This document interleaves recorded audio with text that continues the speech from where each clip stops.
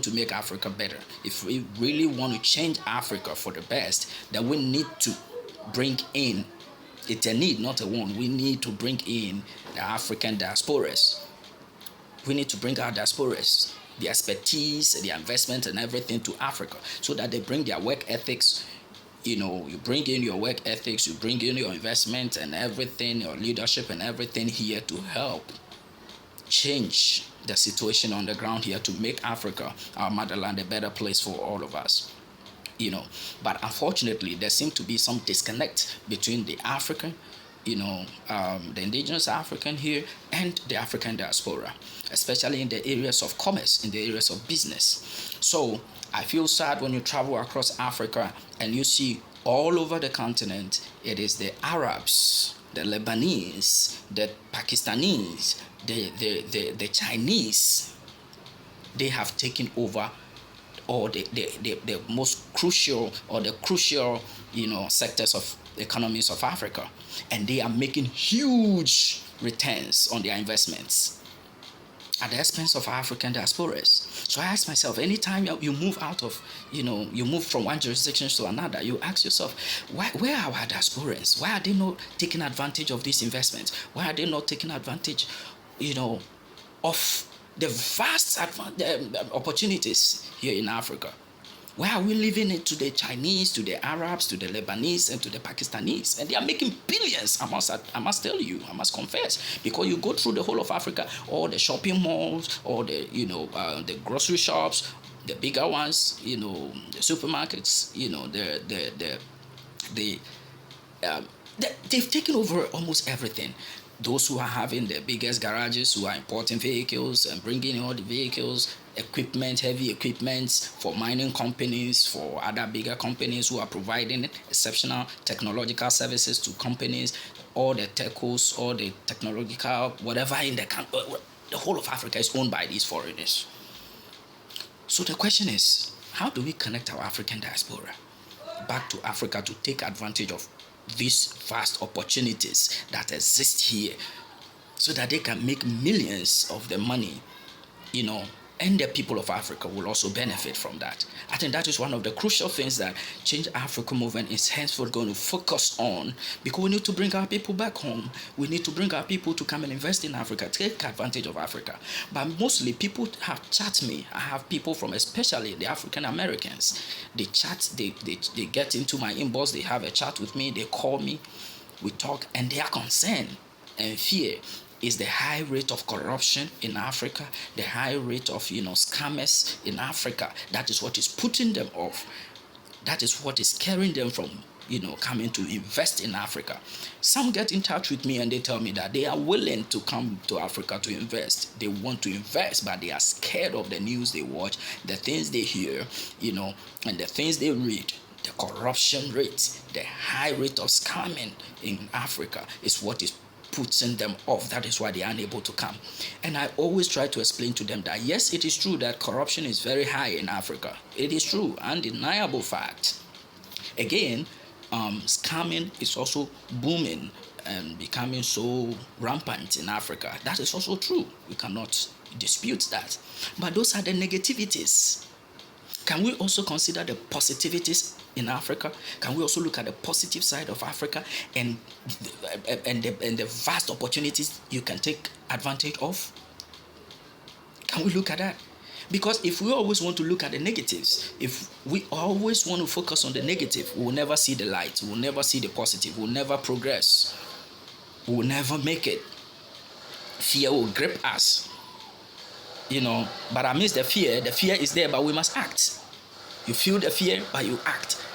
Because the Chinese, the Arabs, the Lebanese, the Pakistanis, who are making it huge, who are investing huge sums of money in Africa and making it huge in Africa, they know. In fact, they knew of all these corruptions and scamming. They knew before they came, and they still know it is here. But they look at the positive side, guard against the negative, focus on the positive, and they are making it huge. So why are our people focusing so much on the negative at the expense of the positives? That is my worry, and that is my problem. Why focus on the negatives and leave the positive? The negatives exist everywhere. If we want to focus on the negatives, then nobody should live in America, or nobody should have traveled to America, because it's one of the most dangerous places to live on earth, because you don't know the day your life will be taken. Because over there in the United States of America, they are shooting and killing people, unprovoked, every day, every time in the United States of America. So dangerous a place for black people to live. Yet there are a lot of black African Americans are still living there with hope. Yet there are a lot of people all over the world who want to travel to America. Why? Upon all the dangers in America, why do they want to travel to America? Why are you still living in America? Because they choose not to focus on the negatives in America. They want to focus on the positive in America. And when you focus on the positive side of America, you realize that America is a land of opportunities. So you focus on the positive. In as much as your life could be taken any day, you still have hope and focus on the positive. That is why you're still living in America. And that's why almost everybody wants to travel to America in their lifetime. The same way it is in Africa. The corruption is high in Africa, scamming is high in Africa. But that is the negative. Can we forgo that and look at the positive side of Africa, the culture, the rich culture, the healthy, economies we have in now, and the kind of healthy relationships and family systems we have here, the bonding system we have here, and the vast opportunities that exist here, from agriculture to services. Okay? Technology, education, training, health, whatever. Man, sanitation, the opportunities. Henceforth, we're going to focus a lot on some of these education on Change Africa movement, and I am going to take them one by one to make sure you see some of the vast opportunities that exist in Africa, some of the areas that you can come in here and invest in, and you make millions within the shortest possible time. And if you need our help, we are ready to stand with you, stand by you right from day one to the end. We'll make sure you succeed and you achieve your aim. I am a professional counselor, and currently I am in the Ghana School of Law. All things being equal, next year, 2027, I will be called to the Ghana Bar to become a professional and licensed attorney. And when I am licensed next year as an attorney, I am going to use my profession as a lawyer to help as many people want to relocate to Africa, who want to not even relocate but invest in Africa, take advantage of the vast opportunities in Africa. I'm going to use my professional background to help as many people to come to Africa to invest, to take advantage of the vast opportunities here. Because sometimes I feel so sad, I feel so bad when I see the Chinese, the Lebanese, the Arabs, the Pakistanis taking over all our economies, where our fellow black people in the diaspora. It isn't that most of you have the resources, you have the money, you have the technical know-how, you have the technology you could have brought here, but you are afraid because of what you've read, you are afraid because of what you've been told, you are afraid because of what you've heard. But you can't focus on the negatives. There are a lot of positive sides in Africa. I want to plead with you. This is what Change Africa wants to do now. We want to bring our people home to invest in Africa, to make sure we change the dynamics, we change the system. You see, one of the crucial areas, I'll be picking the one after the other in the next series of my videos, henceforth. But there is huge infrastructure deficit in Africa, because statistics have shown that globally, Africa has the youngest population in the world. The youngest population in the world, over 65%. So it tells you that the future of the world is in Africa. Okay? Labor force is in Africa. Consumers, Africa. Do you get it? So whatever you do in Africa, you will succeed.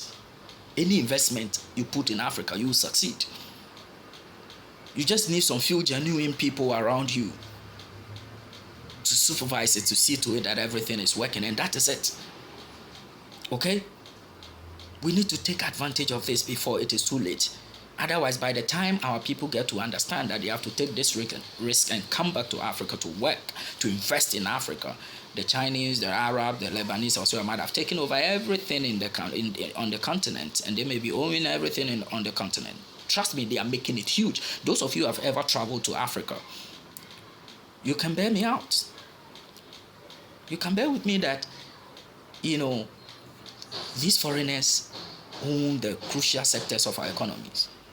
And they keep expanding and taking advantage of any new opportunity that comes. Now, they've started entering into real estate, housing projects. And trust me, once they bring in the investment, the huge investments, we have no choice than to help them to do it and to succeed, so that our people can also have places to rent, affordable houses to rent, affordable houses to buy, and place to lay their decent places to lay their herds. That is what we need.